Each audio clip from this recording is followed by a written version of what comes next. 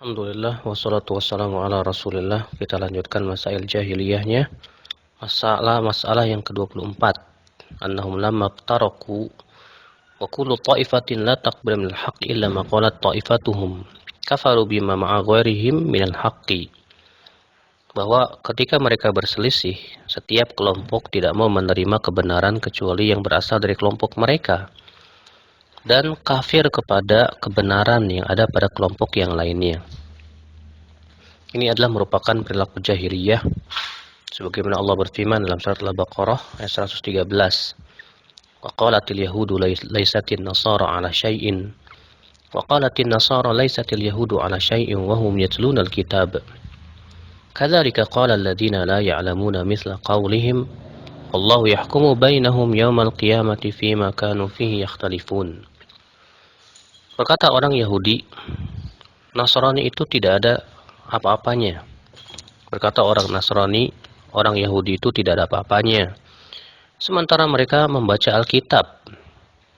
Demikianlah ia berkata orang-orang yang tidak tahu itu seperti yang mereka ucapkan. Maka Allah lah yang menghukumi di antara mereka pada hari kiamat dalam perkara yang mereka perselisihkan. Di sini ya Allah mengkisahkan bahwa orang-orang Yahudi tidak mau menerima kebenaran yang ada pada Nasrani, karena kebenaran itu bukan dari golongan mereka. Demikian pula sebaliknya. Maka itu adalah merupakan perilaku jahiliyah yang tidak boleh diikuti oleh kita umat Islam. Maka kebenaran dari manapun datangnya wajib kita terima, selama itu berdasar Al-Quran, hadis Nabi Shallallahu Alaihi Wasallam. Yang kita banggakan, yang kita bergembira dengannya adalah kebenaran. Bukan bergembira dengan kelompok. Sebab ketika yang lebih kita gembira dengannya adalah kelompok, dengan kelompok, nama kelompok, yang itu yang kita banggakan, pasti akan terjadi perpecahan. Sebagaimana Allah mengatakan dalam surat Al-Mu'minun, Allah berfirman, "Wa la takunu minal musyrikin minal ladzina farraqu dinahum wa kanu syi'a kullu hizbin bima ladaihim farihun." Dan janganlah kalian seperti orang-orang musyrikin. Itu orang-orang yang memecah belah agama mereka dan mereka berkelompok-kelompok. Dan setiap kelompok bergembira dengan apa yang ada pada mereka. Jadi yang mereka acungkan adalah nama kelompok mereka. Pokoknya yang berasal dari kelompok mereka, mereka terima. Adapun kalau kebenaran itu bukan dari kelompok mereka, mereka tolak. Ini adalah merupakan perilaku jahiliyah ya akhwal Islam. Maka kewajiban kita adalah kaum mukminin hanya fanatik kepada Allah dan Rasul-Nya, bukan fanatik terhadap nama organisasinya atau yayasannya atau kelompoknya, karena itu semua adalah hizbiyah yang tidak diridhai oleh Allah Subhanahu wa taala. Dan terkadang kita lihat di zaman ini kita yang alhamdulillah telah selamat dari hizbiyah, terkadang kita jatuh kepada hizbiyah gaya baru.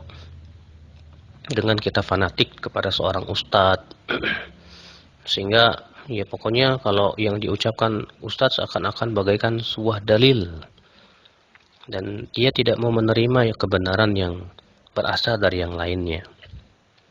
Ini merupakan perilaku jahiliyah yang harus kita jauhi ya akhwal Islam, azakumullah wa iyyakum. Kemudian perilaku jahiliyah yang ke-25, iddi'a'u kulli firqatin annaha hiya najiyah. Setiap kelompok yang mengaku bahwa merekalah kelompok yang selamat. Sebagaimana kita lihat di zaman ini, setiap kelompok mengaku bahwa merekalah yang disebut dengan firqah najiyah, kelompok yang selamat. Orang-orang Yahudi dan Nasrani juga berkata demikian, sebagaimana dalam ayat tadi berkata Yahudi, orang Nasrani tidak ada apa-apanya katanya. Berkata Nasrani, orang Yahudi tidak ada apa-apanya, padahal mereka membaca Alkitab. Maka kita pun demikian, kita jangan menganggap hanya kelompok saya lah, partai saya lah, organisasi saya lah yang akan masuk surga, yang selamat. Kewajiban kita adalah yang selamat itu melihat kepada siapa yang di atas Rasulullah dan para sahabatnya, itulah yang selamat. Sebagaimana Rasulullah SAW bersabda ketika menyebutkan bahwa umat Islam akan berpecah belah menjadi 73 golongan, semuanya neraka kecuali satu kelompok. Siapa dia? Kata Rasulullah, "Ma ana alaihi wa ashabi," yaitu yang aku dan para sahabatku di atasnya. Itulah kelompok yang selamat. Maka ya kelompok yang selamat itu siapa yang meniti jalan Rasulullah dan para sahabatnya. Adapun yang menyimpang, maka itu ya bukan kelompok yang selamat. Kewajiban kita adalah untuk terus ittiba, ya, mengikuti ya Rasulullah dan para sahabatnya dan para ulama yang mengikuti jejak kaki mereka. Wallahu a'lam.